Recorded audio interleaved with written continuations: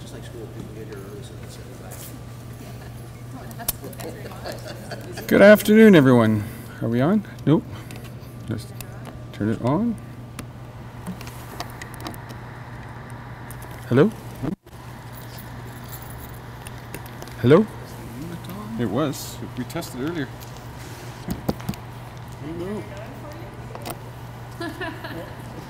Test. Test. There we go. Thanks, Edie.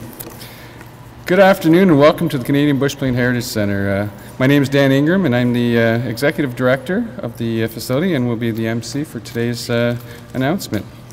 It's my pleasure to be able to welcome our local MP, Terry Sheehan, here with his staff, members of the media, museum curator Todd Fleet, Bushplane board members led by our president Kim Park, volunteers, staff, and other guests today.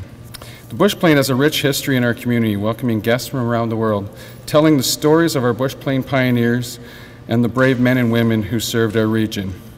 It is a gathering place for local events, large and small, an educational setting for our youth. It's a great facility that has plenty of uses in our community, and it's a great place to be. With this in mind, I would like to introduce our MPT, Terry Sheehan, to the podium to say a few words.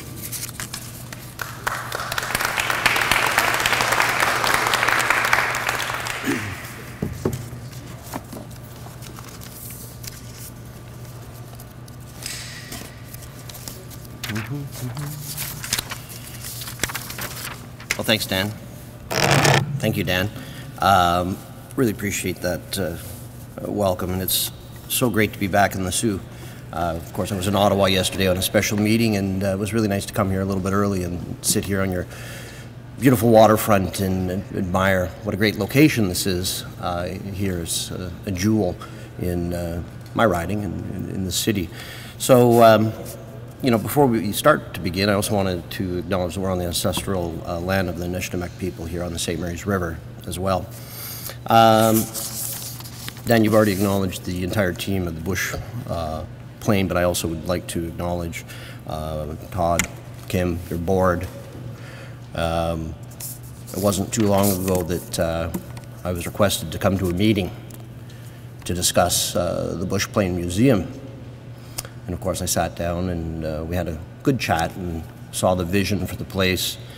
And it was really thought out, well done, and well planned. And so I took a personal interest, as I do in everything, but particularly this place because I have a tie to this place. I've been to many events here. From weddings to hosting Irish trade missions to Bollywood here on the floor to just taking my father and friends through to see these, you know, great exhibits to the interactive displays that you've created. So it really is one of those amazing things that, you know, my background is in tourism in the private sector, and it's just got such a wow factor.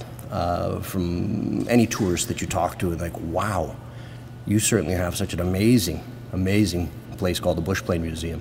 So it's really important for our tourism industry, but it's also important for all the students that come through here in the education. I've been here when Dr. Roberta Bondar lent her name to the small engine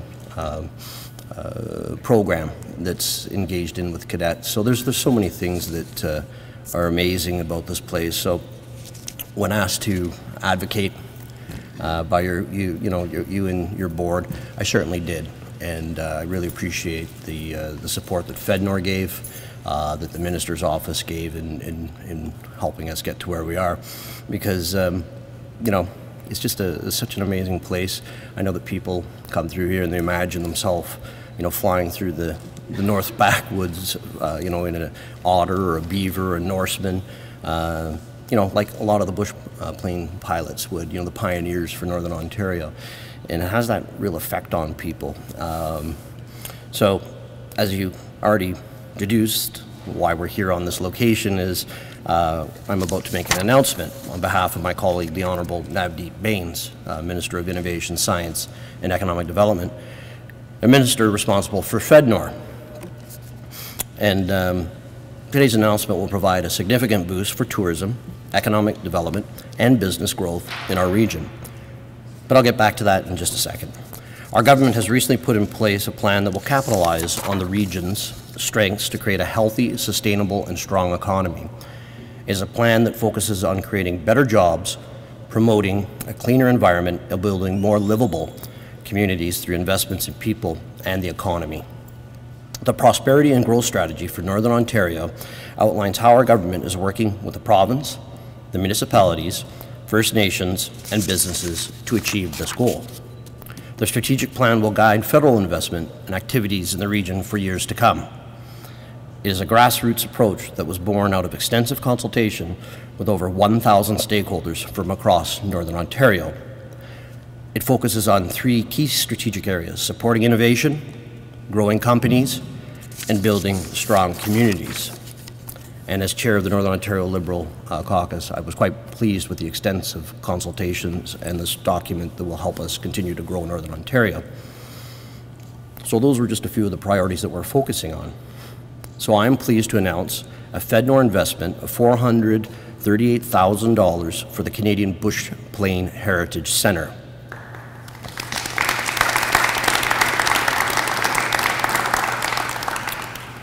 This Government of Canada investment will support the modernization of the centre and further enhance Sault Ste. Marie's position as a tourism destination of choice.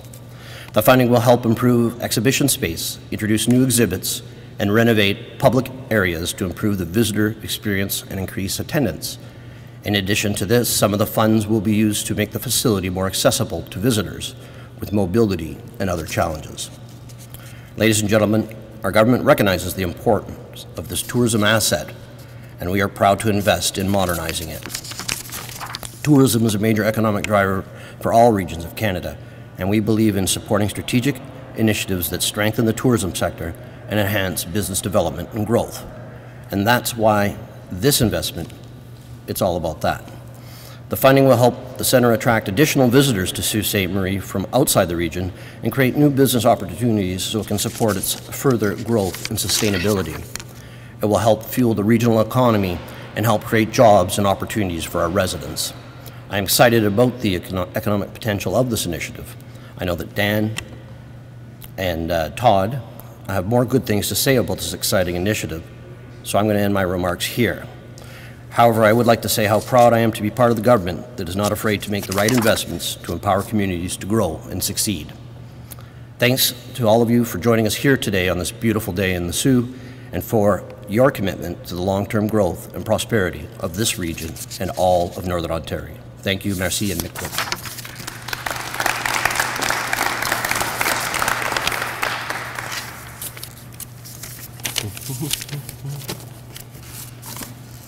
Thank you.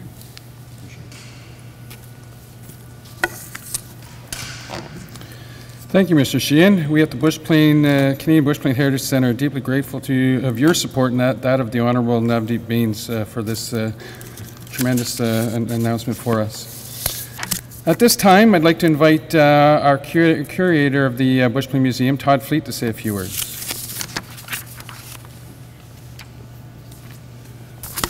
Good afternoon, everyone. Thank you for coming out here. So I was asked to speak a bit about the project and describe some of the benefits of it. But before I get started, I'd just like to thank a few folks who were kind of instrumental in making this project come to fruition. It's kind of like we got 2.5 years in and we're just at the starting line. So it's been quite an adventure to get going, but I'd first like to thank our MP, Terry Sheehan, for all of his support and discussions, and the Government of Canada for their support of this project. I'd like to thank Mayor Provenzano and City Councillors for their continued support of the centre. I would like to thank the NOFHC, who is another partner in this project, the Sault Ste. Marie EDF Fund. Tourism Sault Ste. Marie and Ian McMillan there has been a big help. And I'd also like to... Did you do something? Oh, sorry, am I okay now? And just on a personal note, I'd like to thank Tracy Forsyth. Where'd she go? She's here. Oh, hi, Tracy. Her and her counterpart, Christine Kucher at NOFHC, have been invaluable as our advisors getting us through this whole process. It's been 2.5+ years through this, and I'd just like to say without Tracy's help and all the folks at FedNor and Christine, we probably wouldn't have got here. It was quite a process. I've learned a lot through it, and so thank you very much, Tracy. So just an overview of the project. The total project is a $1.175 million project. Like Terry had said, it's to renovate. The main gist of the project is revenue generation, refreshing the facility, attracting new audiences, becoming a bigger player in the tourism picture for the city. So how we did that is we created what we called the Future Growth Plan. And as part of that, there was 3 goals or objectives. So the first one was to create new interactive educational and entertaining exhibits to bring people back and continue to attract them. New revenue and business lines to help support the sustainability and long-term growth of the center. And new and existing community partnerships. So those were our 3 main goals, and we identified 3 key activities that we were going to develop in order to achieve those goals. So I'm going to run through them quick. I wrote up all this big long thing. It's going to be way too long, so I'm going to cliff notes this thing. So the 3 key activities were museum exhibit development, events area development, and gift shop and lobby development. So that would be our public flow through how we use the facility. So under museum exhibits development, there was 5 main categories that we're exploring or going to implement on that. So we had exhibit development and production studio. So we currently offer video production here, but we want to develop that further into we offer that service to others as an additional revenue generator for the center. The production saves us thousands of dollars a year because we can make our own exhibits in-house. We don't have to outsource. And it also allows us in the future to offer that services to other culture heritage, private corporations, again, more revenue generation. The addition and creation of new digital touchscreen display units, again, that allows us to refresh our content on an ongoing basis more frequently, allows us to pull things out of our archive and use our collection better. It also helps us target the younger generation who is more tech savvy and demands more technology. So that interface will help us develop that audience as well. Archival research and community programs room, and all this will be in different areas, and there's 2 main areas that we're doing the renovations. One we're sitting in now, the other one will be the 4th bay at the east end. So our archival room will help us continue to digitize our collections. We'll offer a room where the public can come and do research. And a community programs room will continue us to offer programs similar to our White Pines Field School, to the Dr. Alberta Bonner Cadet Training Program, and similar programs as that. Also, one that we're looking at that I'm really excited about is having a traveling and rotating exhibit space. So that's one where it's scalable, so we can have anything from a 1,000 square foot to an 8,000 square foot traveling exhibit.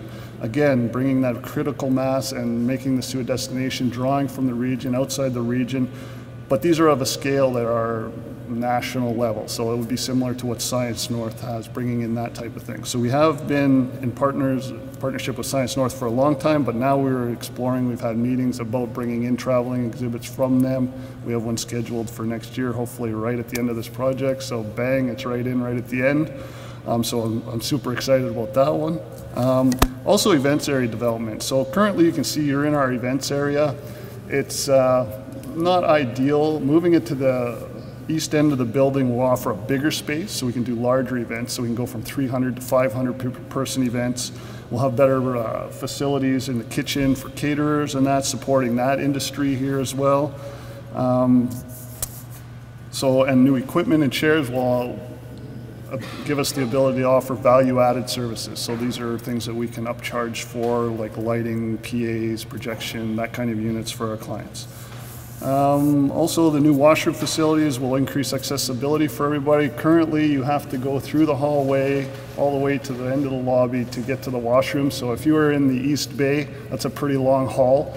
As a result of this, we'll have washrooms located at both ends. And the other part is our gift shop lobby development. So that will be basically modernizing how we do things out front. So we will now have 2 point of sale units instead of 1. We can double our capacity coming in.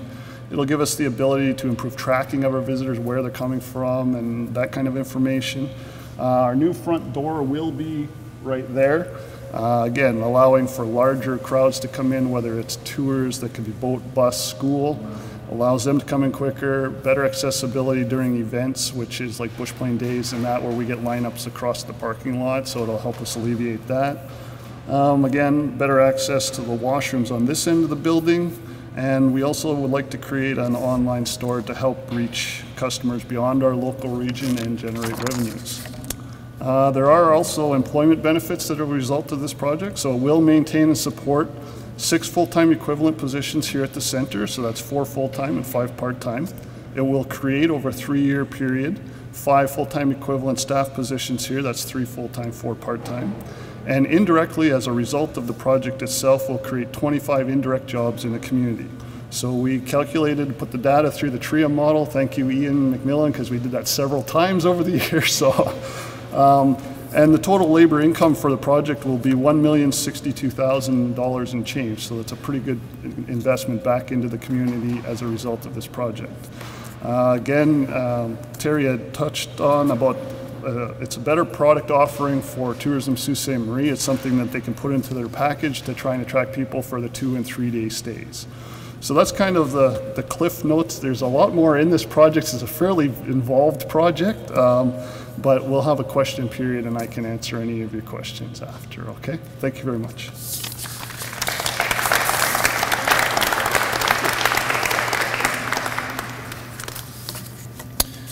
Thanks, Todd. I've only been here 7 weeks now for the Bushplane Centre, and when I came in, through the interview process, we're looking at a major project, but when I came in, I didn't realize the scope of the project, and it's fabulous. I'm thrilled to be part of that journey, and it's going to be great. I wanted to also mention a note. What Terry had said, that people come into the Bushplane Centre and they imagine being a pioneer. I was speaking with a gentleman the other day. He came in on a tour, and he was a retired gentleman. He was standing beside the Norseman, and he says, "My first job was in the bush. I got a flight in on the Norseman. That's how I got in." He goes, "I keep in touch. I haven't touched base with the gentleman that worked with me. I'm going to call him when I get home." And that kind of comment sort of inspires what we do here and why we do what we do. So, thank you for bringing that back to mind. Anyway, thank you, Todd. This concludes the press conference. I would like to thank all of you for attending the announcement, and what an announcement it is for us. I now invite Mr. Sheehan, Mr. Fleet, and Mr. Park to answer any questions from the media and pose for a photo. So thank you all for coming, and come on forward. And we'll